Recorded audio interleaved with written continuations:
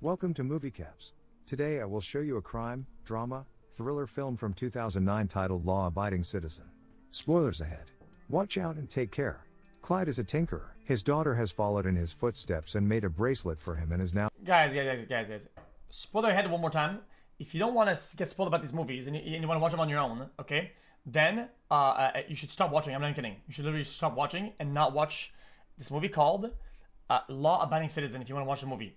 If you want to watch the movie, the recap, I mean, you watch it with us. Making one for mommy.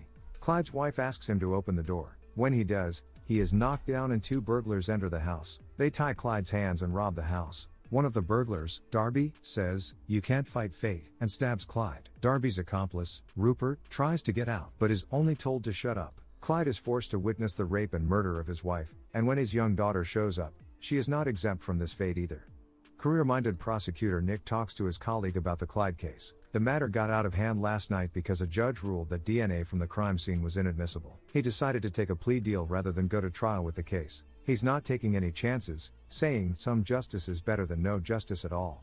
Nick meets with Clyde, who hands him notes that he thinks might help with the case. Nick puts the notes aside and says that Darby has agreed to testify against Rupert, who will go to death row with his testimony. Darby will be sentenced up to 5 years in prison. Clyde, already emotionally scarred, is in disbelief. He begs Nick not to take the deal, but it's already been decided. That's how the justice system works. It's not about what you know, it's about what you can prove. Nick says it's a win for them, as if spitting in Clyde's face. In the courtroom, the whole incident was staged as if Rupert was the main culprit. Darby quietly makes fun of Nick's wife, as if she is next, and signs the plea deal. Outside, Nick makes a statement to the press about the ruling and Darby sarcastically thanks him for being in his corner. It's nice when the system works. Nick watches from a distance, still shocked at how unfair everything is. After a hard day at work, Nick comes home to his wife, Kelly, and to calm his nerves, he talks to his daughter in his wife's belly. 10 years later, Nick's daughter has grown up, but he is as busy as ever. Once again he has to skip his daughter's recital at school, and Kelly is unhappy that he is neglecting his daughter's life so much because of his work. Today is the day Rupert is to be executed by lethal injection, and Nick is present with his coworker Sarah. He witnesses the execution instead of his daughter's recital. Rupert's last words are that he wasn't the one responsible for the death of Clyde's family. That doesn't sit well with Sarah and Nick. Rupert is injected with 3 drugs, administered in a specific order. Instead of dying painlessly, he begins to shake and scream in pain and dies an agonizing death. Bravo, what a great show.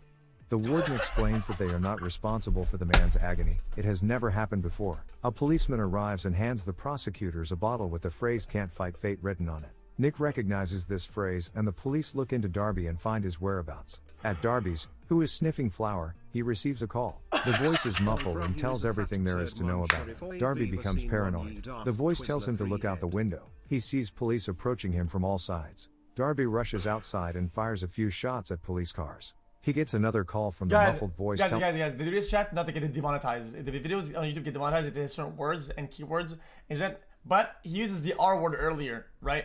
Demonstrating sexual assault, which is kind of like telling him that if he wants to stay out of prison, he has to lose the gun and head toward the abandoned factory. Darby does as he is told. Fortunately, on the way there, he finds an officer asleep in his car. He gets in, grabs his gun, and forces him to drive. They stop at a deserted location. Darby drags him out and tells him to get on his knees, but before that, Darby takes a call and learns that his rescuer was none other than Clyde himself. Darby tries to shoot him, but it is a trap gun. Instead, he is injected with a paralyzing serum, but he remains conscious. In other words, Darby cannot move, but he feels everything. Clyde then restrains him at his warehouse and tells Darby that he will feel pain that he has never felt before. He has made all the necessary preparations to delay his death for as long as possible. Before he begins the torture, Clyde tells him that he knows what it's like to be helpless, just as he was 10 years ago. You can't fight fate. He starts the recording and begins to dismember Darby. Nick and Sarah discuss the tampering with lethal injection. Nick feels that Darby had nothing to do with it because he doesn't have the brains to pull it off. A while later, the police find Darby in 25 pieces. They notify Nick of the gruesome sight. Sarah realizes that the only person who has a motive is Clyde. He has sold all his assets in recent years, buying properties in bizarre places. He also owns the warehouse where Darby was found. The police brigade is on its way to Clyde's house, who is calmly undressing when he hears the sirens. They surround his house and Clyde receives them warmly, but naked. He is arrested, and on the way to the car he gives Nick a threatening stare. In Clyde's place they find books on law and a torn out piece of newspaper on which Nick and Darby shake hands. They have Clyde handcuffed in a jail's interrogation room. Unfortunately, they have no evidence against him and can only hope for a confession. Nick's daughter receives a recording of what is supposed to be her recital and begs her mom to watch it, but she turns her down, saying they will watch it with her father. Nick's daughter quietly puts in the DVD. It is not her recital, but Clyde cutting up Darby. Nick confronts Clyde. He turns off the live feed and puts on a little act, as if Clyde has done the right thing. Clyde confesses in a roundabout way that he wanted to kill Darby and Rupert and has been going over and over in his head on how to kill them. Nick takes this as his confession and starts to head out, but Clyde stops him, carefully explaining Nick's daily routine and telling him to sit down, even though Nick says they are done here. Clyde says that anything he told him is inadmissible because he never directly said he killed anyone and knows they have no proof. Even though Darby was found dead in Clyde's warehouse, Clyde owns numerous properties across the country and can say it was a setup. Nick says they know he did it, but it's not about what you know, it's about what you can prove. Yep. Clyde says he will give his full confession if Nick can do something for him. Clyde wants a bed and Nick's ego gets the better of him. No. Nick's supervisor, Jonas, scolds him for not taking the deal. A confession for a mattress when there is no evidence is pretty good. Nick firmly believes that Clyde is playing with them. Jonas once again advises him to make the deal. Clyde gets the mattress he wanted, someone already is eyeing it out at prison. In the courtroom, Nick pleads to deny Clyde bail. In his defense, he claims to be a law-abiding citizen and Nick does not have a shred of evidence to keep him detained without bail. The judge is inclined to agree with Clyde. Nick says that Clyde agreed to give his full confession, but he did not. At that moment, Clyde starts to applaud, saying that she would just let a murderer go after giving her some sweet lines. Is this true? Everyone is shocked, as he berates the judge a few more times for being misguided before being escorted out. Bail denied. Later, in the interrogation room, Clyde describes the tape he sent him as good triumphs over evil, and as promised, he admits that it was him on the tape. He goes on to say that he has one more confession to make, but he needs something in return. Nick is tired of hearing his BS. Clyde mentions that he wants a 20-ounce steak, medium rare, and an iPod in prison for lunch. Before Nick leaves, Clyde offers him the life of Bill Reynolds as his confession. Bill was Darby's lawyer. Nick returns and Sarah says that Bill has been missing for 3 days. Clyde speaks into the camera, addressing Nick and saying that if he wants Bill alive, he must meet his demands tomorrow at exactly 1 p.m. The next day they get the steak delivered to prison, but 5 minutes before 1 p.m. the warden decides to double-check the prosecutors. When they arrive at Clyde's with the meal, they are 8 minutes late. He still keeps his cool and tells them the whereabouts of Bill. He also tells them that the 1 p.m. appointment was not for him, but for Bill, so they better hurry. Nick rushes to a helicopter and they fly to the scene while Clyde listens to his iPod and enjoys the steak with his cellmate, who had just threatened him. They quickly become good friends, but it is all an act by Clyde, who is after the T-bone from the steak. He turns up the music and gives the controller to the cellmate to distract him while he stabs him in the neck. The guards come to Clyde's cell and the warden is furious. Nick has found Bill buried with an oxygen mask. He's dead. It took them 15 minutes to get there from the prison. So if Clyde had gotten his lunch in time, Bill would still be alive. Nick receives a message from Sarah telling him that Clyde murdered his cellmate and the warden is moving him to solitary. Nick visits Clyde in his solitary confinement, asking what is the point of killing all these people. Clyde wants to hold all people accountable for their actions. Nick gives Clyde his daughter's bracelet and asks if his family would be proud of him taking vengeance in their name, but his wife and daughter can't feel anything. They are dead. Nick and Jonas meet a government official who has more information about Clyde. He says that Clyde is a born tactician who kills people without being in the same room with them. If Clyde is in prison, that means he wanted to be there. The cellmate he killed was not random. This is a pawn that was removed from the board and he suggests they look for the next piece. The official tells Nick that the only way to stop Clyde is to go into his cell and put a bullet in his head, because otherwise he cannot stop him, since he's targeting everyone who was involved in his family's case. As he leaves he says, if Clyde wants you dead, you're dead. With this information, Nick and Jonas come to the judge and ask to violate Clyde's civil rights and restrict visitation to ensure everyone's safety. She agrees and signs a document. Her cell phone rings and when she answers it, it blows up. They are shocked. Nick visits Clyde in an interrogation room at the prison. He asks him about his accomplice and what the point of this revenge is. Clyde gets angry because Nick still does not understand what it is all about. If he wanted revenge, he would have slaughtered his family in the last 10 years. Clyde gives Nick one last chance. Release him by 6 a.m. or everyone will die. Clyde is escorted to a maximum solitary by a number of guards. Nick and Sarah meet at a prison where they go through documents to find any clues on who is helping Clyde from the outside, but without luck. Sarah starts to doubt if their decision to take the deal with Derby at the time was right. Nick assures her it was. The DA staff stays until 6 a.m., then Nick sends everyone home to rest. When Sarah starts her car, the bombs attached to the cars explode, killing everyone, including Sarah. Since Clyde is still in prison, Nick is sure someone is helping him. 6 officers have been killed.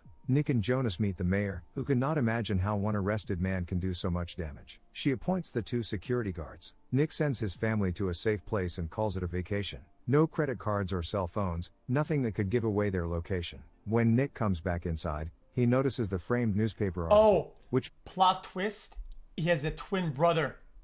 Means someone has been in his house. Back at the prison, Clyde is let out for a walk and is greeted by Nick and the detective.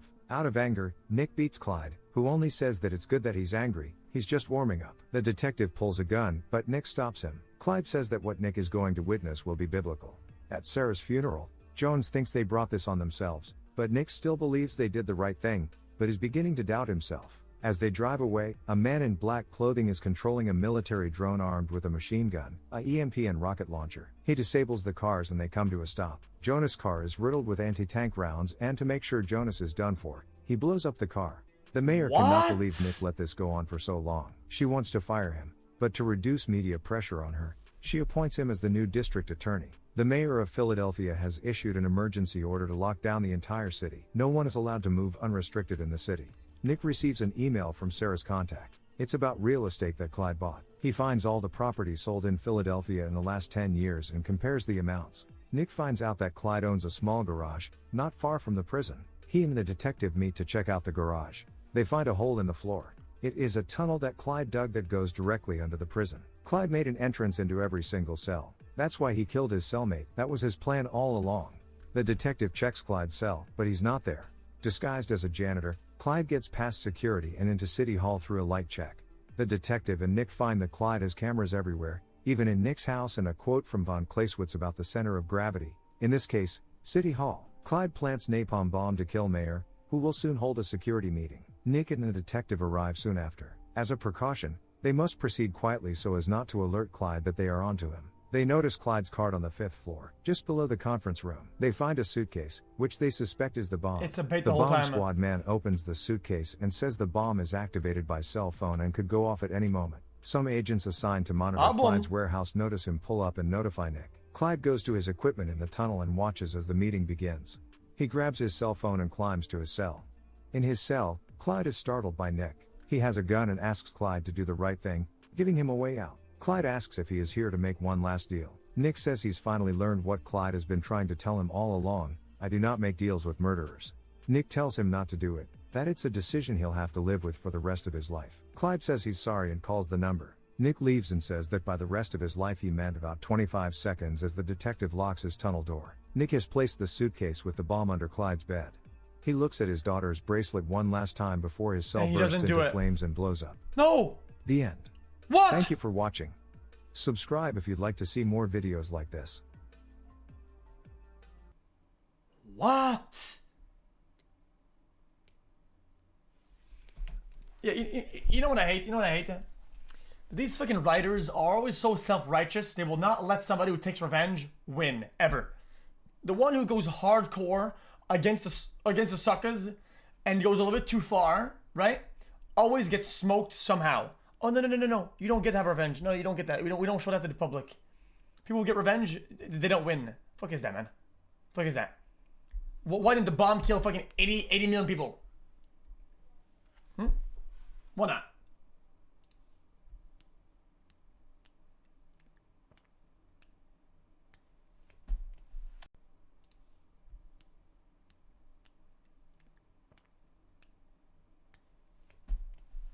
John Wick.